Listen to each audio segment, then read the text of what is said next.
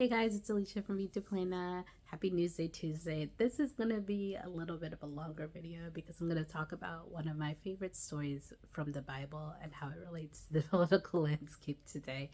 Um, so, you probably heard news that Trump erected this golden statue of himself, and for some reason, there was a pastor who prayed over it. But then, realizing he could get flack for doing such a thing, he said, "Don't worry, this isn't like the idolic golden calf that you read about in the book of Exodus." But those of us who are biblical scholars will know that this more closely resembles the story of King Nebuchadnezzar.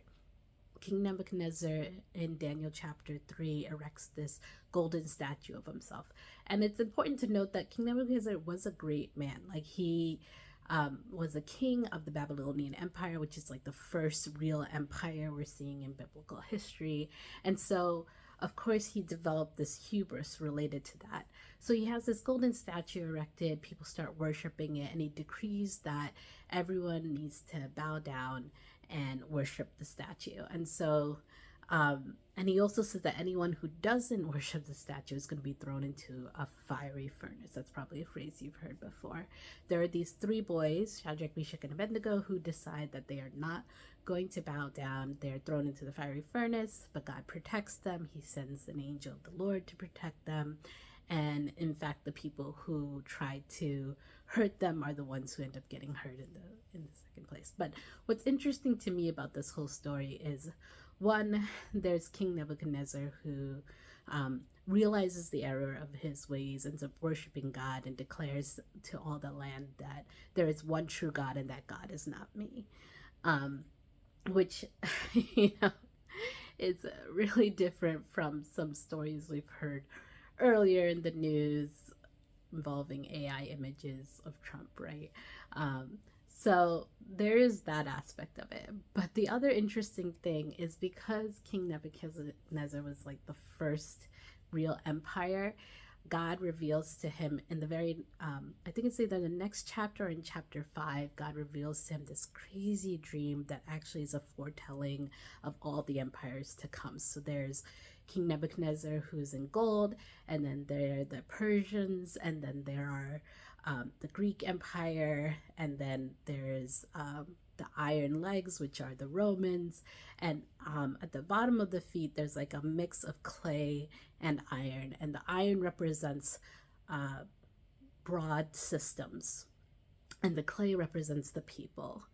And the reason why that's the bottom is, at that point, God is basically saying, in the course of history, we're not going to have these really, really massive empires anymore, because there's always going to be oppositions between the systems and the people, right? You can't be both pro individualism and pro population science at the same time.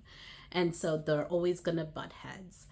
And this like, I don't know why that's so maybe I'm just really geeky about it, but this is like one of those like really spot on things that I've come to time and time again. You know, I am a preventive medicine doctor, and so I'm always looking at things through a population lens and trying to work on improving systems so that we can make sure that everyone who's within the system is healthy.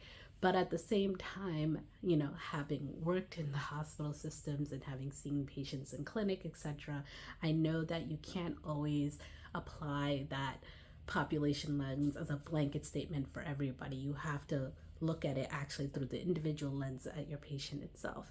So all this to say,